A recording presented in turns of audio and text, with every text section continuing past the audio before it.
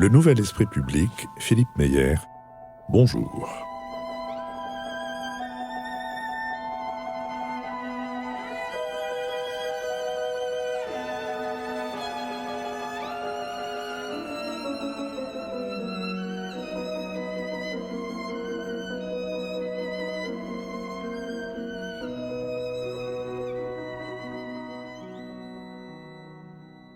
Bonjour et merci de nous avoir rejoints pour cette dernière de notre série de 9 émissions thématiques, toutes soutenues par le groupe d'assurance MMA qui nous a soutenus financièrement, mais qui aussi nous a soutenus en faisant connaître nos émissions à ses salariés, à ses agents et aussi à ses clients. Cette dernière émission portera sur un sujet qui est revenu au cœur du débat ces derniers mois, qui est le sujet du patrimoine, et elle nous vaut le plaisir de recevoir Marie-Vonne de Saint-Pulgent. Marie-Vonne de Saint-Pulgent, bonjour. Bonjour Philippe Meyer. Autour de vous, et pour vous interroger, François Bujon de l'Étang, ambassadeur de France, Lucille Schmitt, membre du comité de rédaction de la revue Esprit, et Lionel Zinsou, ancien Premier ministre du Bénin, économiste et économiste franco-béninois, dit-on. Je ne sais pas si ça donne à l'économie une saveur particulière, mais telle est la situation.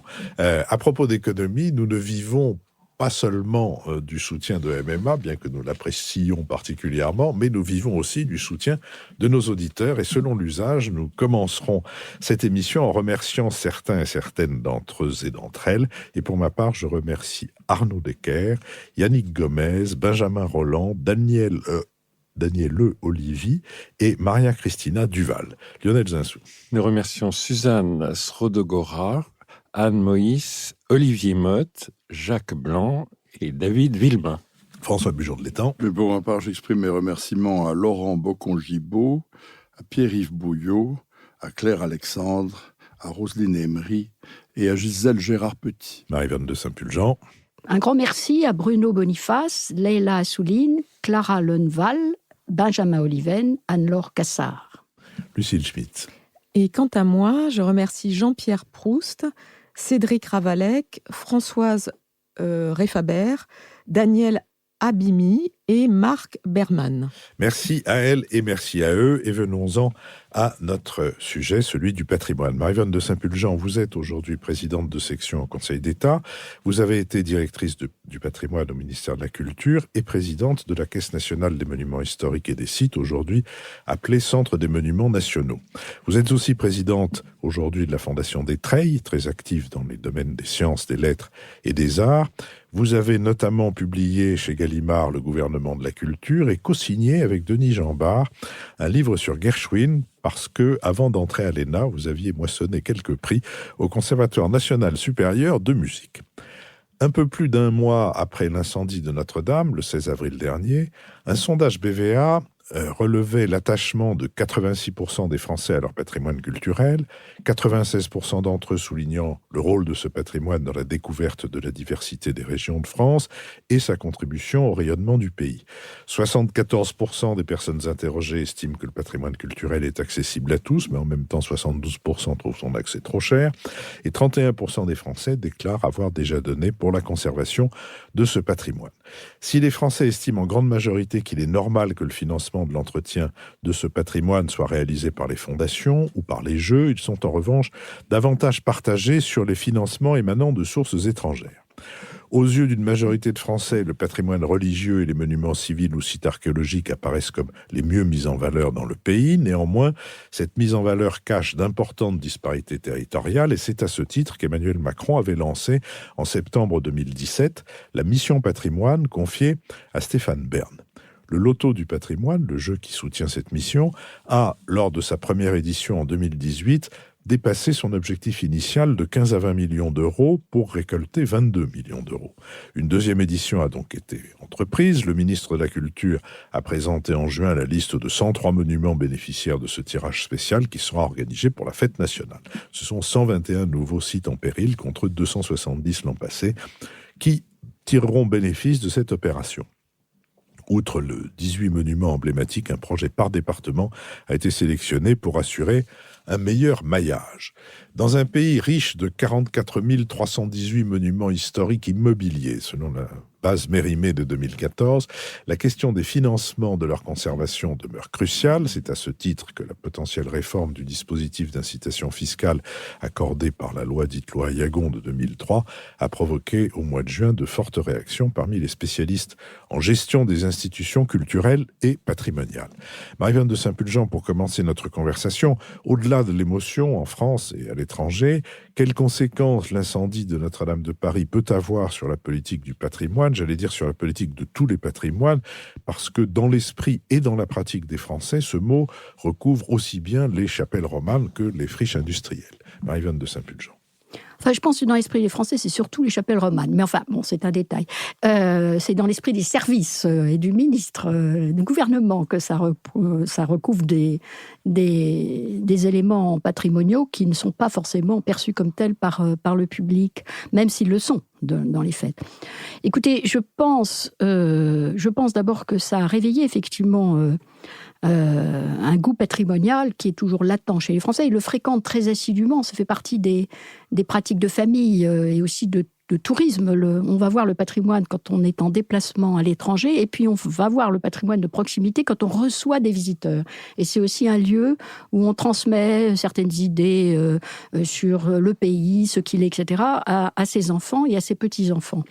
Donc il y a un attachement très fort, mais en même temps, l'ampleur de ce patrimoine, nous sommes quand même avec l'Italie, probablement un des pays européens les plus riches en la matière, l'ampleur de ce patrimoine pose un vrai problème de financement de ces monuments qui sont très souvent en main publique. Et on sait qu'un des défauts des collectivités publiques françaises, c'est de ne pas savoir entretenir son patrimoine, de préférer la bâtisse neuve à l'entretien de l'existant. Et donc, ce sont des crédits systématiquement sacrifiés. Lorsqu'il y a des économies à faire, on les fait principalement sur l'investissement, et au sein de l'investissement, sur l'entretien du bâti existant. Donc, il y a un vrai sujet de défaillance de l'ensemble des propriétaires publics sur ce point. Quant aux propriétaires privés, ils ont un système fiscal très intéressant sur leurs travaux, mais en revanche, ils ne peuvent plus aujourd'hui compter sur les subventions publiques qui sont déjà insuffisantes pour le patrimoine public. Donc il y a une crise du financement du patrimoine, qui n'est d'ailleurs pas du tout la première. De façon récurrente, à peu près tous les 30 ans, on s'aperçoit qu'il y a un sujet patrimonial. À propos de Notre-Dame, il y a eu par exemple une couverture du Point sur l'état du patrimoine. J'en avais fait une moi-même quand j'étais au Point, avec en première page du Point l'état de la façade de la cathédrale de Reims de l'époque, avec l'Ange du Sourire complètement rongé par la pollution, etc. Et qui avait d'ailleurs déclenché l'une des lois de financement du patrimoine, une des lois programmes de financement du patrimoine, parce que ça avait frappé beaucoup l'opinion publique. Donc ça, c'était dans les années 80. Donc on voit très régulièrement des appels au sauvetage, mais il y a une crise permanente du financement et qui s'aggrave en ce moment à cause de la crise des finances publiques. Lionel Zinsou. Oui, enfin, ce qui était frappant, j'ai trouvé à Notre-Dame aussi une des grandes leçons, c'est combien le monde entier a été ému. Mais ça, c'était uniquement Notre-Dame, je pense. Ça aurait été une petite église romane, voilà. Oui, non, peut-être qu'il y avait moins de téléspectateurs aux États-Unis ou en Afrique au moment où le Parlement de Rennes a brûlé. Oui, voilà. Mais il y a quand même un certain nombre d'éléments du patrimoine français qui sont en fait totalement universels. Donc l'universalité du patrimoine, l'universalité de la cause est quand même très, très, très impressionnante. Moi, ce qui me frappe, si on élargit par rapport à la France, c'est l'extrême sensibilité de tous les peuples au sujet de patrimoine. Et notamment, ça s'est vu lorsque les terroristes se sont mis à avoir une politique patrimoniale qui a consisté à essayer d'effacer les traces de l'histoire, de recréer un autre passé pour construire un autre présent, en détruisant des symboles et des monuments majeurs bouddhistes en Afghanistan, en détruisant le musée de Bagdad, en distribuant, en le dispersant, en gaspillant les collections, en détruisant Palmyre, partie de Palmyre, et plus près de chez nous, en Afrique subsaharienne, en essayant de détruire Tombouctou. Oui. Ils n'ont pas brûlé que les débits de boissons. Ils ont brûlé les manuscrits, manuscrits du XIe siècle, d'une importance absolument considérable pour l'histoire de l'humanité, peut-être la première université, et en détruisant les mausolées au motif que cela entretenait un culte impie des saints. Et donc il y a une politique patrimoniale destructrice, parce que pour changer le présent, dans tous les pays du monde, c'est très très important de tuer le passé. Détruire l'histoire, oui. Ou alors de la restituer. Le mot de restitution étant important, la restitution du patrimoine, qui est un thème du président de la République, vers des peuples qui ont été privés d'éléments de leur patrimoine. Alors là, il ne s'agit pas de bâtis, il s'agit d'œuvres d'art. Il s'agit d'œuvres d'art. De restes humains. Enfin, et depuis Jacques Chirac, il y a cette idée qu'il a des droits des pays d'origine à retrouver leur histoire. Et en fait, pour construire l'identité des jeunes générations, c'est fondamental. Et je trouve que c'est en fait assez la même chose dans des pays qui ont connu moins de heurts, moins d'attaques terroristes contre les éléments patrimoniaux.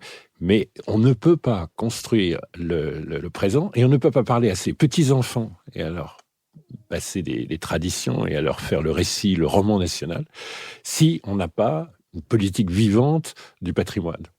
Et donc, si vous voulez, ce qui me frappe, c'est l'universalité. On parle souvent du caractère universel des musées, mais c'est vraiment quelque chose que moi je vois dans tous les pays émergents, dans tous les pays en développement, avec la même intensité, la même capacité de mobilisation. Les pouvoirs publics, ce que vous en dites pour la France, évidemment, dans les pays en développement, ils sont encore plus défaillants parce qu'il n'y a vraiment pas de ressources. Et donc, il y a une partie du patrimoine qui est en péril encore plus que l'Ange du sourire de Reims. Et là, indépendamment des terroristes, la défaillance sur ces sujets a du mal à être palliée par des efforts privés, philanthropiques, même si ça existe, ça se mobilise. On n'a jamais ouvert plus de musées en Afrique que dans les 5 dernières années, sur un siècle et demi. Et donc, oui, il y a des initiatives, mais il y a quand même un patrimoine mondial en péril. Il y a d'ailleurs une catégorie de l'UNESCO de ce type, mais il y a un patrimoine en péril. Mais le problème, c'est que ça met en péril pas seulement le passé, ça met en péril la construction de l'identité dans le présent. Oui, d'ailleurs, c'est pour ça qu'il y a des attaques contre le patrimoine culturel. Vous avez évoqué les derniers événements terroristes, mais moi, je me souviens d'avoir réuni mes collègues directeurs du patrimoine quand j'étais dans les années 90 et d'avoir discuté sur les mesures à prendre sur 2 sujets. Quand il y a eu la guerre des Balkans, il y a eu aussi des destructions systématiques par chacun des camps du patrimoine culturel de l'autre. Alors, principalement le patrimoine religieux, comme toujours. Et ça a été très destructeur. On a beaucoup parlé des destructions humaines, et on a eu raison d'en parler en premier, peut-être quand même. Mais la destruction systématique de la mémoire de l'autre, de l'identité de l'autre, est une technique classique. Bon. Mais si on remonte plus loin dans l'histoire, quand il y a eu la Deuxième Guerre mondiale, les ravages, les razzias faits par chaque camp sur les archives des autres, qui n'étaient pas des choses de valeur. On comprend que les Allemands aient pillé les grandes œuvres d'art, mais le pillage, par exemple, systématique des archives allemandes par les troupes soviétiques était énorme, considérable. Quand ils ont occupé le territoire allemand, quand ils ont gagné la guerre, est très symbolique, car les archives, c'est aussi la mémoire d'un peuple. Donc c'est vrai que ce patrimoine représente l'identité, et je pense que l'affaire de Notre-Dame a rappelé un peu au public français que ça faisait partie de son identité. À la fois, ça a été souligné dans l'identité religieuse, l'identité de l'histoire monarchique française, c'est un des 3 lieux symboliques de la monarchie, avec Saint-Denis et Reims, mais aussi l'identité républicaine, puisque c'est là que se font les grandes cérémonies de consensus, c'est un peu le centre national français, maintenant que Reims et Saint-Denis ont perdu cette fonction de régalia. Voilà. Mais l'émotion internationale, elle est peut-être due à autre chose, qui est le rôle particulier de Notre-Dame dans la naissance du sentiment patrimonial français, avec le grand mouvement des romantiques, Chateaubriand d'abord avec le génie du christianisme, et puis ensuite, bien sûr, Victor Hugo qui a fait la célébrité mondiale et l'universalisme de Notre-Dame de Paris. Mais cela dit, je pense que l'investissement public dans ce patrimoine n'est pas à la hauteur de l'investissement des pouvoirs publics dans ce patrimoine n'est pas du tout à la hauteur de l'investissement du public dans cet élément de son histoire. Et j'en vois d'ailleurs une preuve dans la polémique qui a eu lieu sur comment reconstruire Notre-Dame, avec la désinvolture avec laquelle on a traité le patrimoine lui-même, si vous voulez, avec l'idée que le patrimoine n'est respectable que si on met dedans de la création, par exemple. Enfin, c'est un des signes que je pense que cette importance du patrimoine dans l'identité d'un pays, ou dans l'identité d'ailleurs d'un peuple, d'une nation, d'un continent, est tout à fait sous-estimée actuellement par les pouvoirs publics. Lucille Schmitt. Oui, moi, en vous écoutant, j'avais deux questions. D'abord, vous venez de le dire, avec Notre-Dame, c'était un ensemble de composantes de l'identité française qui étaient là, identité monarchique, religieuse, républicaine. Et on a vu que, effectivement, ça fonctionnait, mais avec certaines tensions. Oui. Et vous nous disiez tout à l'heure en introduction qu'au fond, la relation des Français à leur patrimoine, c'est d'abord une relation au patrimoine religieux, aux églises romanes. Oui. Donc nous sommes un pays laïque, mais nous avons d'abord une relation au patrimoine qui est une relation à des édifices religieux, mais qui doivent être entretenus par l'État.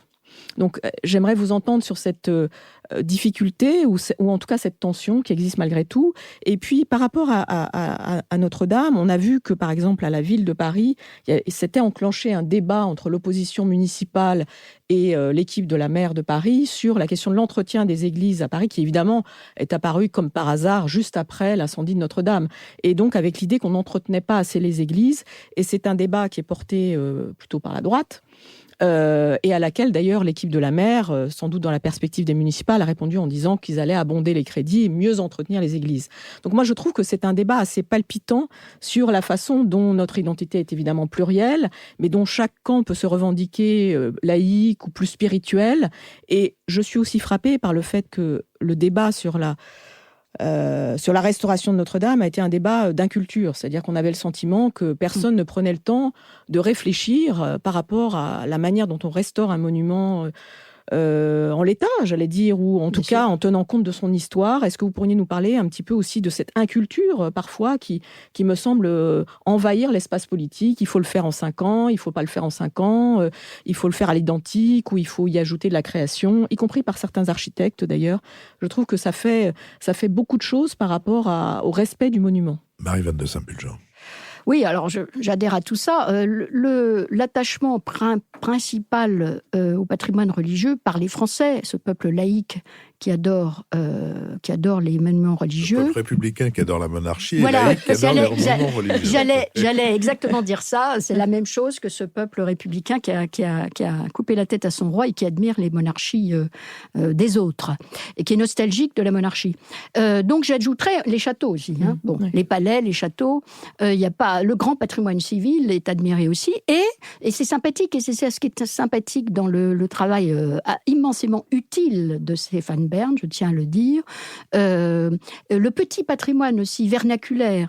J'avais créé la Fondation du patrimoine avec Jacques Toubon pour servir ce petit patrimoine non protégé, vernaculaire, qui est très menacé aussi. Alors là, plutôt par le progrès industriel, la fuite des paysans devant ça. Les paysans se précipitent pour construire des fermes neuves et abandonnent massivement le patrimoine rural.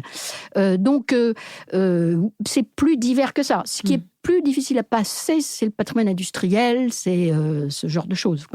Les grandes barres banlieusardes des années 1950, quand on les protège monuments historiques, on a un petit recul quand même devant ça. Les gens ne trouvent pas ça si formidable que ça. Mais sur l'ambivalence politique là-dessus, elle est évidemment considérable. La ville de Paris est très riche en églises très importantes. Il y a des églises qui pourraient être des cathédrales. La taille de Saint-Sulpice est comparable à celle de Notre-Dame. Mais c'est une église municipale.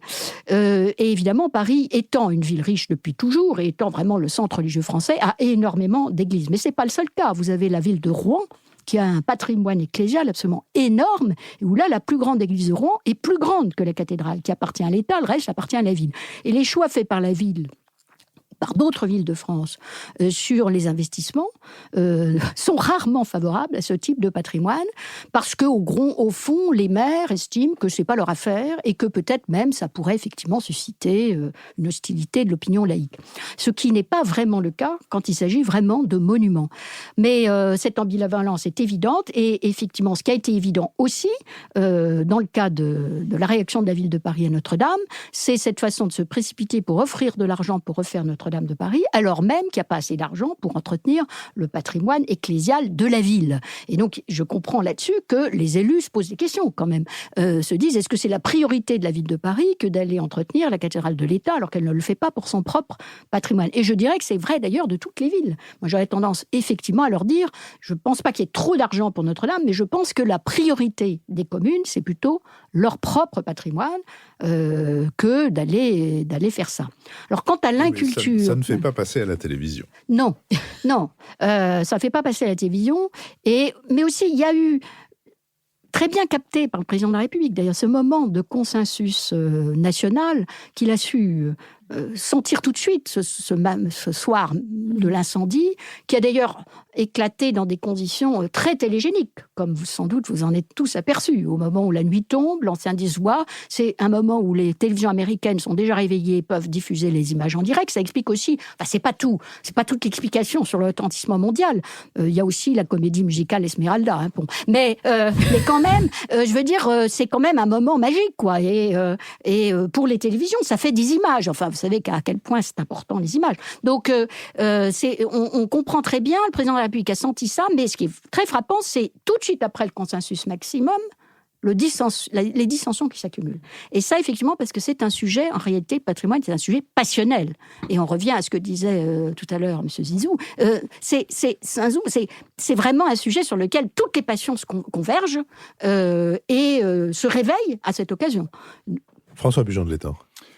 Mais il y a un sujet qui doit nous arrêter, nous faire réfléchir, c'est que le patrimoine, c'est une richesse collective. Et collective, ça veut dire évidemment l'État, les institutions, etc.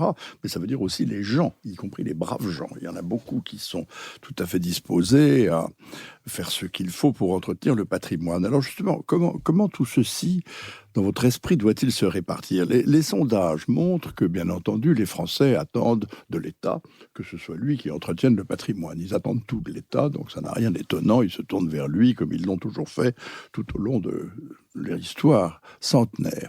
Mais il y a les collectivités locales, il y a la ville de Paris, vous venez d'en parler à propos des églises, 90 églises ou 92, je crois, qui sont de la responsabilité propre de la ville de Paris, celles qui datent de et la loi qui de couvrent 1905. un grand nombre de variétés architecturales, Oui, jusqu'à une architecture contemporaine. Oui, absolument. Oui, enfin, sauf que celles qui sont postérieures à la loi de 1905 n'appartiennent pas à la ville. N'appartiennent pas à la ville. Et parce que moi, comme je suis, par exemple, paroissien de Saint-Pierre de Chaillot, je vois bien le problème de Saint-Pierre de Chaillot, l'église la plus noire de Paris.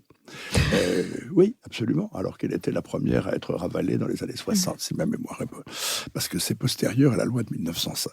Mais je reviens à ce que je voulais dire. Il y a bien entendu l'État, il y a bien entendu un certain nombre de collectivités locales, à commencer par les municipalités, mais il y a aussi beaucoup d'argent au budget des régions vers lequel on peut se tourner. Mais il y a autre chose. Il y a les associations. Il y a les fondations, il y a l'étranger, parce qu'on se tourne volontiers vers l'étranger. Quand j'étais ambassadeur aux États-Unis, j'ai vu se créer un très grand nombre d'American Friends, of the Louvre, de l'Institut Pasteur, de tout ce que vous voudrez. Versailles. Au risque, bien sûr, de Versailles. Ça, c'était très... Mais au risque d'apparaître, comme diraient les Québécois, comme quêteux, ce qui est dans l'esprit des Québécois, ce qui n'est pas flatteur. Et nous le faisons volontiers. Après tout, on se tourne pour, Versailles, pour le Louvre, vers les Américains, parce qu'on cherche l'argent là où il se trouve. Mais il y a aussi les individus. Et il y a la notion de crowdfunding qui devient à la mode. Alors je vois que, par exemple, on a enfin réussi à restaurer Saint-Germain-des-Prés grâce à un appel fait auprès des paroissiens, et pas du tout grâce à la ville de Paris, finalement, qui a dû bien y contribuer, mais de façon très insuffisante. Comment, à votre avis, l'État, qui peut être finalement le grand chef d'orchestre de tout cela, peut-il songer à répartir l'effort entre les collectivités locales, l'État et les individus ? Marie-Vanne de Ça, Saint-Pulgent. clairement par un système fiscal incitatif. Hein. Donc, Oui, ça, bien sûr. et aussi, Bien vous avez entendu. tout à fait raison, le crowdfunding est tout à fait devient une source émergente de financement, Oui. beaucoup plus faible quand même que l'ensemble des autres financements Oui, mais existants, non négligeable. mais non négligeable, et ça peut monter, et ça peut permettre aussi de solliciter des gens qu'on n'a pas l'habitude de solliciter ou qui n'ont pas l'habitude d'y penser. Je note aussi que beaucoup maintenant, en ce qui concerne encore une fois le patrimoine cultuel, Saint-Pierre de Chaillot en est, il y a maintenant presque systématiquement sur le modèle de la Fondation Notre-Dame, le clergé crée des fondations. Parfaitement, c'est le cas d'ailleurs pour Saint-Pierre de Chaillot, ça vient d'être fait. Oui, et donc avec des fondations qu'on appelle abritantes dans notre jargon du Conseil d'État, c'est-à-dire pouvant abriter des comptes de fondations, prenant le nom de fondation sans avoir besoin de créer une fondation de plein exercice, et ça contribue à la facilitation des dons des fidèles pour le patrimoine cultuel qui peut être immobilier, mais qui est beaucoup aussi mobilier. Oui.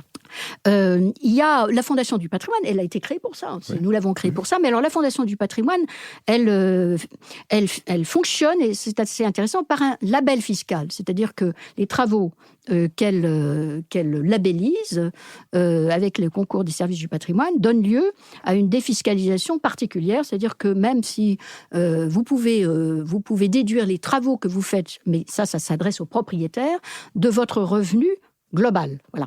Donc c'est extrêmement intéressant. C'est un régime plus intéressant que le régime habituel des revenus fonciers. Et même si vous n'avez pas de revenus fonciers, vous pouvez en déduire la moitié.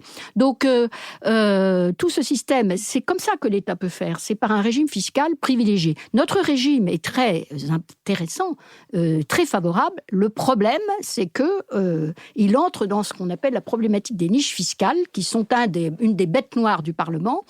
Et personnellement, j'ai été d'ailleurs extrêmement choquée. Je l'ai dit et je le répète, de l'attitude d'un parlementaire en particulier, ancien président de la Commission des finances de l'Assemblée nationale, qui, tout de suite après l'appel aux dons, la souscription nationale, s'est plaint de ce que les dons allaient coûter cher à l'État. Alors, c'est d'autant plus extraordinaire que la cathédrale de Notre-Dame appartenant à l'État, il appartient à l'État de financer les conséquences de l'incendie. Donc, on fait appel à des financements non-État, et le même parlementaire, Gilles Carrez, pour ne pas le citer, que j'aime bien, qui est un camarade de promotion de l'ENA et qui est mieux inspiré d'habitude, commence à dire « Ah ben c'est pas bien, ça va coûter tant de millions, etc. » Bon, prenant pas du tout en compte d'ailleurs un autre volet fiscal, qui est quand vous investissez dans le patrimoine, vous faites travailler le BTP, vous avez des emplois, donc ça crée de la TVA, ça fait rentrer dans les caisses de l'État de la TVA, de l'impôt sur les bénéfices, et sans compter les salaires, qui eux aussi sont taxés. Et donc, avec un taux de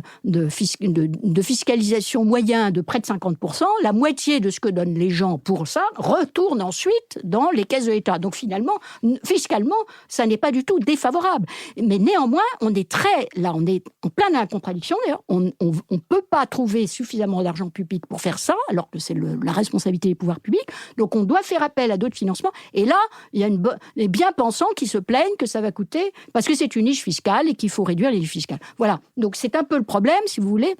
Notre système fiscal est très favorable, il doit pouvoir permettre de trouver des financements privés en complément des financements publics. Le problème, c'est qu'il est menacé par un vent mauvais, si vous voulez, qui souffle sur les niches fiscales et qui s'est particulièrement déployé avec les reproches absurdes faits aux grands donateurs d'être trop riches puisqu'ils donnent pour Notre-Dame, n'est-ce pas? Bon, voilà. Alors, ça a été catastrophique. C'est catastrophique. Je voudrais revenir sur la question des églises, et notamment des églises de Paris, parce que la question de leur entretien n'est pas seulement la question du patrimoine, c'est aussi la question de la manière dont on peut aujourd'hui agir sur le tourisme et favoriser un tourisme actif, un tourisme de découverte et pas un tourisme de simple consommation ou un tourisme grégaire. Les églises sont pas seulement architecturalement souvent des bâtiments qui méritent l'attention, mais elles sont aussi souvent des bâtiments qui abritent des œuvres d'art et combien importante, je pense au Delacroix de Saint-Sulpice, enfin encore qu'à Saint-Sulpice à cause du code de Vinci Code, je ne sais plus comment ça s'appelle, Da Vinci Code. Le curé n'en peut plus d'avoir à donner des indications qui se relèvent plus du roman policier que de la patristique. Mais il y a beaucoup d'autres églises qui sont des églises tout à fait, je pense à Sainte-Eugénie, je pense à Sainte-Clotilde, il y a un nombre d'églises considérables et ce serait l'un des intérêts de la ville de Paris parce que le tourisme tourisme, dont Paris est quand même, rappelons-le, c'est la ville qui reçoit le plus de touristes. Si on ne veut pas que le tourisme soit dans la situation que décrivait ironiquement Jean Mistler, qui disait c'est une industrie qui consiste à transporter des gens qui seraient mieux chez eux dans des endroits qui seraient mieux sans eux, il faut effectivement favoriser un tourisme qui est... Et les églises, y compris celles qui ont été construites après 1905, et même si elles ne relèvent pas financièrement de la ville, pourraient constituer une sorte de parcours à travers la ville, parce que c'est aussi ça qui peut se passer à travers... Et là, sur ce plan-là, l'absence de réflexion sur le tourisme et donc sur la place du patrimoine et la manière de le faire connaître est proprement hallucinante. C'est une absence de réflexion de l'actuelle municipalité, c'était celle de la municipalité précédente, dans tous ses états, dans sa première forme comme dans sa deuxième forme, et toute tentative de faire réfléchir une municipalité sur les conséquences secondaires et qui ne sont pas des bénéfices du tourisme, et c'est jusqu'à présent heurté à un échec, alors que le patrimoine pourrait être un moyen de sortir de cette situation. Oui, alors... Cela étant, le tourisme lui-même ne réfléchit pas sur les conséquences d'un esprit grégaire, à la fois des touristes et de ceux qui les transportent, qui se précipitent tous sur les mêmes objets. Vous avez la France est extraordinairement riche en sites touristiques, sauf que il y a des sites hyper fréquentés au point que ils sont détruits par l'afflux excessif.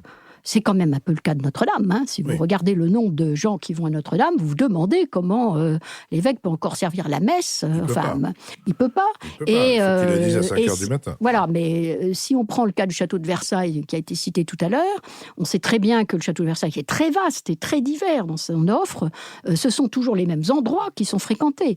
Donc, vous prenez justement, Versailles est hyper fréquenté, mais personne ne va voir vos vicomtes. Enfin, personne à la hauteur de ce patrimoine. Qui aurait bien besoin de plus de touristes. Et Versailles, peut-être un peu de moins. Enfin, Catherine Pégard va me dire que c'est pas vrai du tout, parce qu'il a besoin d'argent et que les touristes apportent de l'argent. Mais, en tout cas, on est frappé, c'est vrai, absolument partout. Il y a une espèce d'autoroute touristique que les cars empruntent systématiquement. On voit toujours les mêmes choses. Enfin, on voit... Les touristes emmenés ne sont pas forcément les mêmes, mais on leur offre on fait leur même offre. J'aurais pu citer aussi le Louvre. Qu'est-ce qu'on va voir au Louvre ? Trois œuvres, la Joconde, la Victoire de Samothrace et la Vénus de Milo. Et puis tout le reste, les grandes salles de peinture françaises, il n'y a jamais un chat. Donc, il y a un problème de dispatching, enfin de répartition des foules de touristes sur des chemins moins fréquentés. Et donc, il y a un problème aussi d'organisation de l'industrie touristique pour faire ça. Alors, c'est moins rentable, mais enfin, en même temps, c'est indispensable. Il y a un moment où il va falloir... Et quand moi, je disais ça à l'industrie du tourisme, comme directeur du patrimoine, ils me regardaient d'un air ahuri. De leur point de vue, le patrimoine avait plutôt à financer le tourisme, et pas, puisque ça lui apportait des visiteurs, et l'idée que les visiteurs puissent effectivement être plus coûteux, finalement, quand ils dépassent un certain seuil, que rentable, ça leur paraissait être une anomalie totale. Donc le tourisme est un peu un parasite du patrimoine, alors même qu'il est absolument évident, il y a eu des études là-dessus, que l'attraction touristique majeure de la France, parce que Paris n'est pas seulement la plus visitée, mais la France est la plus visitée du monde. Donc, l'attraction touristique majeure de France, c'est évidemment le patrimoine y est pour quelque chose. Donc, là aussi, d'ailleurs, ça rapporte indirectement de l'argent à l'État. Hein. Bon, l'industrie touristique, la première du monde, la première de France. Bon, donc, mais ça, c'est pas pris en compte. Il n'y a pas de réflexion globale permettant de traiter ce problème majeur qui est comment mieux répartir les touristes sur notre territoire. Lionel Zinsou. Oui, je voulais vous demander si c'est vous qui avez inventé les journées du patrimoine. Oh non, je ne les ai pas inventées. Je me suis bornée à les passer d'1 jour à 2 jours, parce que c'était tellement populaire que... 100% de croissance, c'est bien. Non, je voulais juste vous dire, parce que oui, on peut penser aux foules de touristes étrangers, et puis on ne sait pas vraiment comment on va faire d'ailleurs, pour prendre en compte la croissance du tourisme étranger.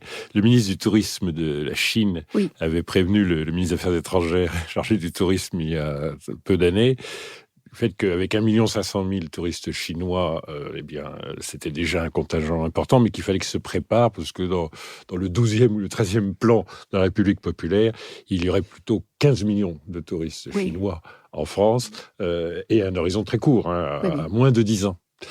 Mais je pensais plutôt aux grandes foules françaises qui visitent les monuments historiques dans une communion assez extraordinaire à l'occasion des Journées du patrimoine, et qui sont quand même une innovation sociale très intéressante, parce que là, tous les ans, on vous donne des chiffres, mais c'est 15 millions de gens, c'est le quart de la population qui descend, et pendant ces 2 jours, fait en famille, invite les amis, etc.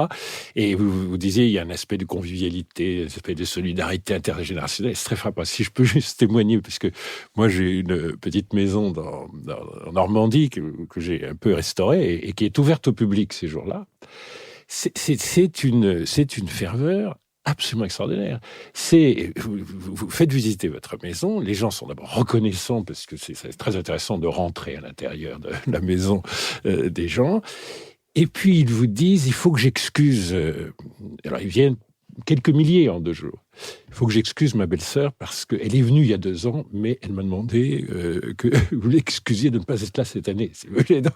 Et c'est formidable, parce que je n'ai pas une idée très exacte de sa belle-sœur, mais c'est extraordinaire comme ça crée en fait un lien avec le patrimoine, une appropriation du patrimoine, et une ferveur identitaire qu'on a évoquée, mais très, très, très locale. Et là, c'est vraiment les braves gens. On comprend très bien que les sondages disent on est prêt à être bénévole si ça aide, on est prêt à faire des dons, parce que c'est quand même un événement assez exceptionnel que d'avoir inventé 2 jours où le quart de la population française va au-devant du patrimoine et crée des liens affectif, puis il y a un aspect de connaissance, il y a un aspect de connaissance historique, il y a un aspect qui est vraiment cognitif dans cette démarche, et qui emprunte d'un respect et d'une ferveur incroyable. Alors, à l'Élysée, les gens font 2 heures de queue, mais pas dans le Perche. Hein.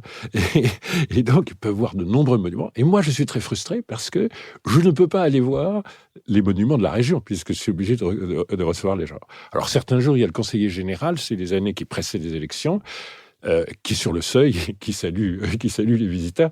Mais c'est tellement lié à la vie locale, intime et autres, que je trouve que c'est une manifestation populaire assez exceptionnelle. Marie-Vanne de Saint-Pulgent. Oui, c'est vrai. Et d'ailleurs, à cette occasion, les services de l'État, les directions régionales des affaires culturelles, organisent la circulation de l'information sur qu'est-ce qui est ouvert, sollicitant donc le goût des gens pour la découverte.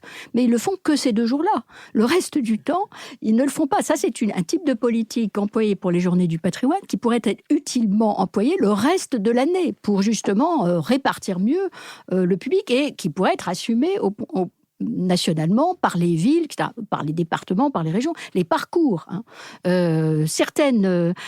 Alors, quand on avait mis en place la politique, que j'ai beaucoup renforcée, des villes et pays d'art et d'histoire, on avait obligé les gens qui ont le label, enfin, plutôt échanger le label contre un engagement à faire ce genre de choses, à éditer les parcours, à informer le public, à lui permettre effectivement de faire des découvertes, parce que le public de l'art comme du patrimoine, il aime à la fois trouver de nouvelles choses et retrouver les choses qu'il a aimées. Donc, d'où l'idée de cette belle-sœur qui regrettait de ne pas être revenue parce qu'elle avait un très bon souvenir de la visite de votre maison. Il y a d'autres choses aussi qui sont extraordinaires dans le patrimoine. Les gens viennent pour l'histoire, mais aussi pour la petite histoire, pour la grande et pour la petite. Ils veulent savoir ce qui s'est passé dans ce lieu, ils aiment évoquer, etc. D'où la présence de la famille est très importante. Alors ça se passait comment ? Est-ce que vous avez des souvenirs, etc.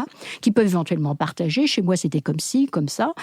Ils viennent aussi pour admirer la belle ouvrage. Comme c'est bien fait. Alors ça, c'est un peu révélateur de ce qu'ils pensent de leur cadre de vie ordinaire, si je puis dire. Donc, ils viennent là, se ressourcer, voir des choses bien faites, belles, admirer le travail des artisans, peut-être prendre des idées aussi. Et donc, c'est tout ça, le patrimoine. Donc, c'est extrêmement diversifié comme apport, et ça met de bonne humeur. C'est comme de chanter en chœur, vous voyez. Les gens, quand ils chantent en chœur, ils ne s'entendent pas, et ils ont l'impression d'une communion. Et quand ils vont voir le patrimoine, c'est pareil, c'est la communion, c'est un moment de rencontres, de remémoration, de découverte, d'acquisition de connaissances nouvelles, effectivement. Et au fond, ça refait société de façon extraordinaire. Mais, encore une fois, c'est très largement méconnu par le personnel politique. C'est un effet pas connu, pas pris en compte. Ce qu'on voit dans le patrimoine, c'est le goût pour le vieux, pour l'ancien, alors que quand on est un bon Français, on préfère la création contemporaine, on préfère l'avenir, le progrès, et le progrès, ça va dans un seul sens, et donc le patrimoine, il va dans l'autre sens. Voilà, il faut bien voir. Est-ce qu'il ne faut pas ajouter aussi que les collectivités territoriales, qui, notamment dans les endroits les plus éloignés des grands centres urbains, aiment à se débarrasser de leur réputation d'être un vrai pays avec de vrais gens pour se lancer dans tout ce qui peut être moderne et contemporain, histoire de montrer que finalement, ils ne sont pas des ploucs et que c'est la politique des territoires. Cela dit, d'aller chercher des idées dans le patrimoine. Lionel Zinsou a aménagé sa maison après avoir vu la Galerie des Glaces. Alors, il y a quand même une exception. Hein, c'est la passion des politiques pour ce qui vaut très cher, c'est-à-dire les œuvres d'art très coûteuses. Alors là, par contre, il y a toujours quelqu'un pour s'intéresser aux impressionnistes, à ce qui fait des recettes sur le marché. Hein. Bon. Donc, au sein du patrimoine, il y a ce qui vaut de l'argent et ce qui vaut pas d'argent. Ce qui vaut pas d'argent, c'est pas bien. On a besoin de la création contemporaine pour le rendre fréquentable. Mais ce qui vaut de l'argent, là, il n'y a pas de problème. Là, tous les tabous disparaissent. Enfin. Je voudrais, Philippe, juste m'insurger contre le pas paradigme de la Galerie des Glaces. Non, parce que c'est aussi une affaire de braves gens, c'est aussi une affaire de tous les Français, et c'est aussi du patrimoine vernaculaire. Ils ne viennent pas que regarder la Galerie des Glaces, sinon ils sont déçus. Mais vous avez dit quelque chose de très important. À Versailles, oui. À Versailles, oui, de même que ce que disait Marie-Vonne. Pas dans le Perche, pas dans le Perche. En revanche, et il y avait quand même quelques millions de gens vers le patrimoine plus vernaculaire, que vous l'appelez. Non, mais vous avez dit, les gens viennent partager, les gens viennent regarder le travail des artisans. C'est frappant. On a des murs qui sont à la chaux, ferrés et cirés. Bon, ça vient des guerres d'Italie, on est revenu avec ces techniques, c'est très élégant. Les gens vous demandent la recette. Oui, exactement. On entretient convenablement des tomettes du XVIe siècle. Les gens vous disent, mais quelle est votre composition? Parce que chez moi, j'ai essayé. C'est très. Et puis, alors, il y a des gens qui vous apprennent des choses sur votre maison, parce que les gens vous apportent des connaissances. Ils sont experts. Et ils vous disent, non, là, vous vous trompez. Ça ne peut pas être de 1552. C'est forcément plutôt de 1620, parce que j'ai les mêmes maisons. Enfin, il y a des aspects de partage. Mais c'est quelque chose d'immanent, de quotidien. C'est pas la Galerie des Glaces. La fascination pour la Galerie des Glaces est autre chose. C'est une des dimensions du patrimoine. Mais les gens aiment bien ce patrimoine de proximité de chez eux. C'est impressionnant. Lucille Schmitt. Oui, moi je crois que ce que vient de dire Lionel montre bien que l'expression de braves gens qu'on a utilisée ne correspond pas. C'est-à-dire que quelque part, il y a localement, on s'aperçoit, d'ailleurs, il y a des associations de bénévoles qui adorent le patrimoine local de leur village, etc. Et on découvre des puits de science. Donc, il y a un vrai sujet, entre guillemets, d'expertise citoyenne sur le patrimoine qui existe et dont on s'aperçoit, justement, ce sont les anonymes du patrimoine. Je pense qu'ils sont très nombreux en France et qu'on n'en parle pas suffisamment parce que, et qu'évidemment, ils sont rarement parisiens. Donc, il y a un vrai sujet là-dessus. Et moi, je pense que ce sujet du savoir-faire artisanal sur lequel la France est une référence, c'est quand même quelque chose aussi d'essentiel dont on ne parle pas suffisamment. On a aussi d'ailleurs de très bons architectes anonymes. Enfin, on est un pays dans lequel le savoir-faire sur le patrimoine existe et quelque part, il n'est plus suffisamment activé faute de moyens. C'est là qu'on revient à cette question financière qui est fondamentale.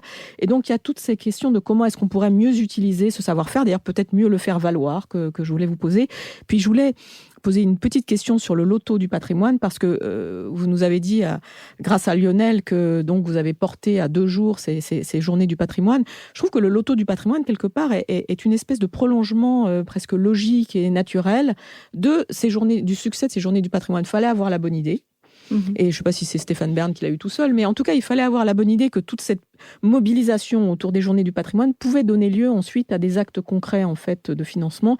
J'imagine, je ne sais pas, mais est-ce que ceux qui jouent au loto du patrimoine ne sont pas forcément ceux qui jouent au jeu d'argent habituellement? Enfin, ça m'intéresserait. Enfin, je pense qu'il y a un vrai sujet sur la différenciation de. Moi, par exemple, je joue pas au loto, mais le loto du patrimoine, ça pourrait m'intéresser cette année. Bon, un aveu aussi après la maison de Lionel. Et puis. Une dernière question. Lucille, si vous gagnez, nous prenons les dons et nous les défiscalisons à hauteur de 66%. Cher Philippe, je m'en doutais. Et juste pour terminer, parce qu'il se trouve que, ayant beaucoup fréquenté Versailles quand j'étais une enfant, j'ai été attachée à ce Versailles secret, etc. Et on voit bien qu'aujourd'hui, il y a le tourisme de masse, mais il y a aussi le mécénat. C'est-à-dire qu'on l'a vu notamment avec Carlos Ghosn, d'ailleurs, c'était assez intéressant, le mécénat forcé de Renault. Mais il y a quelque chose autour de cette façon dont l'intrusion d'autres d'autres acteurs transforment la relation au monument et quelque part on joue un film à Versailles comme autour du mariage de Carlos Ghosn qu'on n'aurait jamais imaginé. Il y a une désacralisation du monument par rapport à cette question du mécénat que je voudrais vous poser parce que moi, je suis peut-être réactionnaire, mais ça me choque en fait. Marie-Vonne de Saint-Pulgent.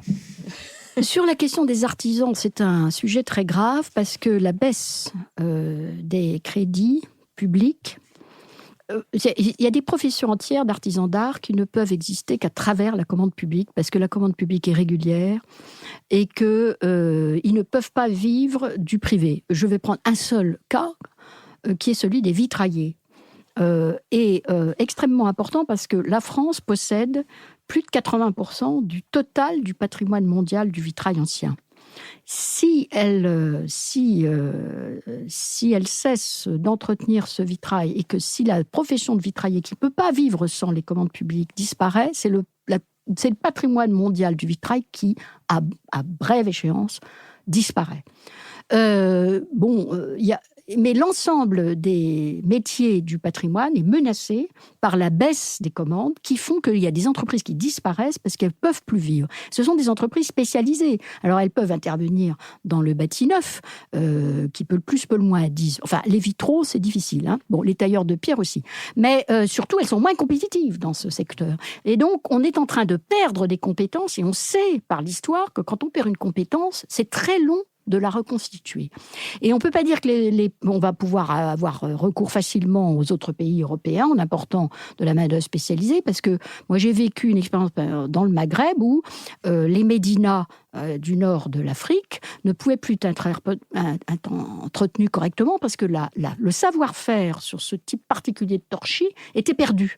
Et donc c'est la France qui est allée aider les 3 pays du Maghreb à reconstituer des maîtres d'œuvre, qui ne sont pas des architectes, mais qui sont des maîtres d'œuvre, pour ce type de patrimoine en faisant ce qu'on a appelé l'école de Tunis, sur le modèle de l'école de Chaillot.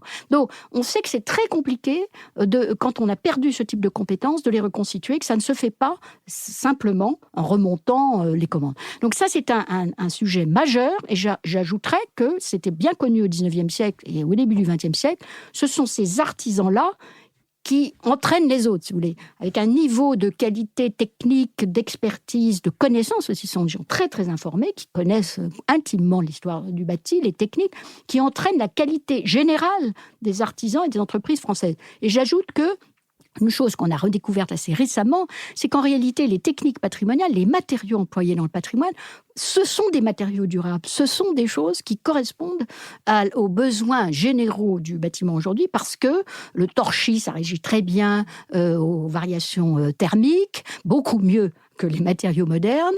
Le bois, pour les fenêtres, c'est plus étanche, c'est plus durable que le PVC, etc., etc. Et donc, en réalité, on s'aperçoit aussi que les techniques et les matériaux du patrimoine conviennent beaucoup mieux à ce que réclame notre époque en matière de construction durable. Donc, si on perd ça, on va être dans une vraie difficulté. Quant à la question de la connaissance locale, les experts qui ne sont pas assez connus, pas assez valorisés, je suis totalement d'accord. Un des gros reproches que je fais au service du ministère de la Culture, c'est d'avoir sorti du paysage les sociétés savantes, qui ont jouer un rôle fondamental dans la connaissance du patrimoine français, qui sont des gens bénévoles, qui parcourent, qui arpentent le territoire, qui accumulent des connaissances, qui font ça par pur intérêt scientifique et qui ont fait ce qu'on a appelé le pré-inventaire, c'est-à-dire l'inventaire des richesses artistiques de la France. Ça a été fait au départ par les sociétés savantes. Ce sont elles qui ont fait naître le sentiment patrimonial. La Société des antiquaires de Normandie, enfin on sait le rôle fondamental qu'ils ont joué dans la construction même de l'idée du patrimoine. Et la croissance démographique du ministère de la Culture a petit à petit remplacé ces gens-là, qui étaient des bénévoles du patrimoine, par des fonctionnaires formés, admirables et tout ce qu'on veut, mais qui ont écarté les autres. Il n'y a pas de collaboration. On aurait pu imaginer une collaboration entre les conservateurs de l'inventaire et les sociétés savantes. Mais en réalité, ceci a exclu cela. Et ça, c'est très ennuyeux. Il faudrait vraiment revenir à une meilleure prise en compte du travail des amateurs au sens qu'on lui donnait au XIXe siècle, c'est-à-dire les gens qui aiment et qui connaissent. Oui, ce rôle des sociétés savantes est le même que celui qu'ont joué les sociétés philanthropiques dans la définition, de la précision de ce qu'on a appelé au 19e la question sociale. Sociétés philanthropiques qui sont d'ailleurs, elles aussi, aujourd'hui, elles ont un autre nom, mais elles sont elles aussi le secours populaire, le secours catholique, etc. Les restaurants du cœur, tout ça aurait beaucoup de choses à nous dire sur l'état de la société, mais ils ne font pas partie des personnels administratifs et on ne les interroge pas. François Bujon de l'Étang. Oui, moi je serais heureux d'avoir votre point de vue sur un sujet qui me laisse toujours perplexe. Faut-il faire payer à l'entrée des églises ? Si vous allez à la cathédrale de Séville... Et si oui, combien ? Si vous allez à la cathédrale de Séville, si vous allez à Saint-Jacques, en face de la tour de Belém à Lisbonne, si vous allez au Duomo à Florence, on vous fait payer à l'entrée. Mais en même temps, on voit bien que, bien entendu, le culte y est célébré, qu'on vous met dehors quand la messe commence. C'est très difficile à gérer, manifestement. On ne le fait pas en France. Qu'en pensez-vous ? Je pense que la loi de 1905 est parfaitement claire sur ce point. C'est exclu. C'est exclu par la loi de 1905. On peut l'amender, la loi. Alors, oui, mais alors... aller modifier la loi de 1905 est un sujet politique en soi. Donc, d'ailleurs, chaque fois, on en parle et on ne le fait pas. C'est comme le loto du patrimoine, d'ailleurs. C'est une très vieille idée, mais seuls Stéphane Bern et Emmanuel Macron l'ont mise en musique, et puis il fallait un animateur. Voilà. Donc, c'est pas du tout une idée récente. Ce sont les Anglais qui ont inventé la loterie. Et moi-même, quand j'étais directeur du patrimoine, j'aurais bien souhaité qu'on fasse ça, mais à l'époque, c'était totalement exclu. Donc, c'est clairement le président de la République qui a trouvé l'opérateur pour faire ça, parce que ça ne marche pas si vous n'avez pas quelqu'un d'extrêmement médiatique, sympathique. C'est tout l'avantage de Stéphane Bern, c'est sa sincérité sur le patrimoine et le fait qu'il est immensément populaire. C'est un peu le rôle qu'a joué Pierre de Lagarde il y a des années de ça, en créant Chef-d'œuvre en péril, un autre tout à fait autre formule médiatique, mais qui a marché aussi, qui a été extrêmement efficace pour là aussi surmonter une crise. Mais pour en revenir à votre question, elle est très importante. Mais elle ne correspond pas à l'esprit des auteurs de la loi de 1905 qui ont évoqué cette question de façon très intéressante dans les débats avec de grandes voix et qui nous reviennent sur qu'est-ce que le patrimoine religieux. Parce que la loi de séparation, qui a donc attribué la propriété des églises aux communes, sur les cathédrales, c'est un autre acte, c'est plutôt le concordat et ainsi de suite, a bien expliqué que les églises sont exclusivement affectées au culte. Cette affectation exclusive, normalement, exclut toute autre utilisation, y compris l'utilisation commerciale, ou même les concerts dans les églises, d'ailleurs, normalement, ils devraient être liés au culte. Mais surtout, cette question a été expressément abordée parce qu'il y a une exception, c'est que la visite des trésors peut être tarifée, des trésors de cathédrales ou d'églises, peut être tarifée. C'est d'ailleurs le cas du trésor de Notre-Dame, la crypte, ou de celui de Conques, par exemple, parce que, ça a été expliqué, parce que le patrimoine religieux n'appartient pas qu'aux fidèles. C'est le patrimoine de tous, c'est le patrimoine de la nation. Et donc, l'affectation exclusive de culte ne doit pas exclure le droit de chaque citoyen non-croyant de venir visiter son patrimoine national. Donc, c'est le principe des églises, c'est qu'elles sont ouvertes et pas seulement aux croyants. Et d'ailleurs, quand on ferme pour une messe, on pose un problème vis-à-vis au regard de la loi de 1905. Et on a mis dans la loi cette exception pour les trésors qui illustre un peu ce principe, qui est que même les trésors cultuels, c'est un élément du patrimoine de tous, et donc on doit pouvoir organiser la visite. Et pour organiser la visite, parce que la visite des trésors, ça nécessite des parcours de sécurité, etc., je m'en suis beaucoup occupée à titre personnel, pour organiser la visite des trésors, il faut de l'argent, donc on permet la tarification. Mais en droit, ça veut dire que ça inclut la tarification de l'entrée elle-même, puisque cette exception ne joue que pour ça. Mais pardon, mais la loi de 1905, c'était avant les 15 millions de Chinois que vient de nous promettre Lionel Zinsou. Absolument, quand même... mais je suis d'accord. Mais si vous voulez, c'est l'esprit quand même de la loi de 1905 qui est en cause. Alors on peut changer, adopter un autre point de vue, mais pour l'instant, c'est expressément exclu par notre droit. Voilà. On ne peut tarifer que les trésors. Lionel Zinsou. Oui, vous n'avez pas eu le temps de répondre sur le mécénat. Oui. Juste une petite remarque.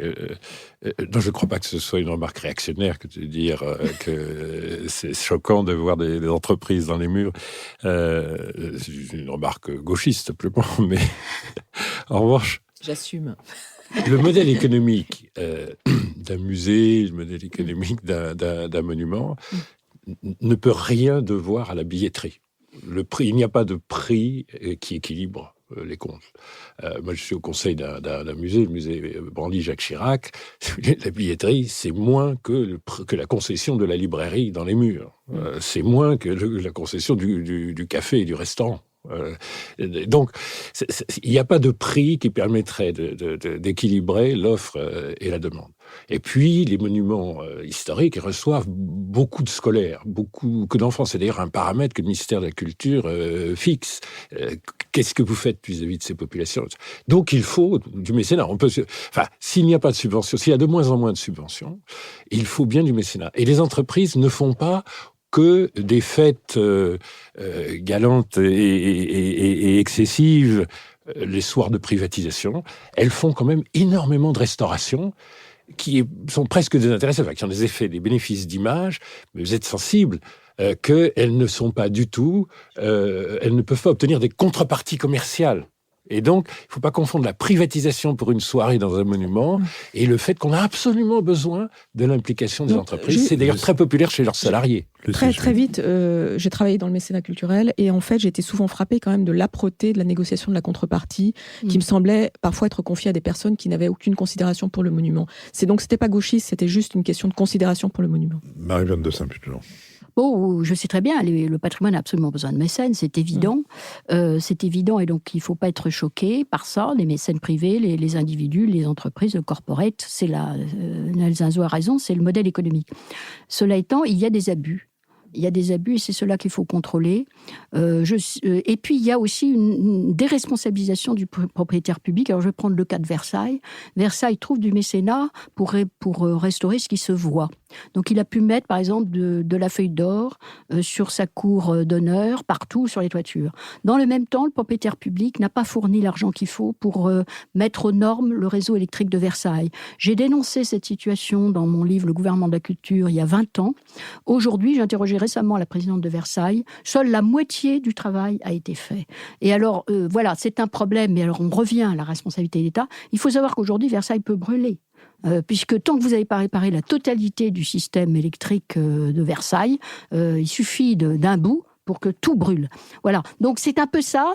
C'est aussi une facilité pour les propriétaires publics de se dire le mécénat va payer. Voilà. Donc on revient à la question que j'ai posée à l'origine, la responsabilité des pouvoirs publics sur ce patrimoine. C'est sur la combustibilité de Versailles par défaut d'action des pouvoirs publics que nous allons terminer cette émission et vous remercier, Marie-Vonne de Saint-Pulgent. C'était, je l'ai dit, notre dernière de la série des émissions thématiques soutenues par la compagnie d'assurance MMA. Nous aussi, nous avons des mécènes qui nous font connaître auprès de leurs collaborateurs et auprès de leur public. La semaine prochaine, nous reprendrons le cours des émissions de commentaires de l'actualité. Nous la reprendrons en public à l'école alsacienne et vous pourrez vous inscrire sur le site. Vous pouvez d'ores et déjà vous inscrire sur notre site qui est aussi l'endroit qui vous permet de souscrire notamment des dons mensuels défiscalisés à hauteur de 66% qui font que si vous nous donnez 30 € par mois, ça ne vous en coûte que 10 et que nous nous portons infiniment mieux. Je veux dire que nous avons beaucoup plus de sécurité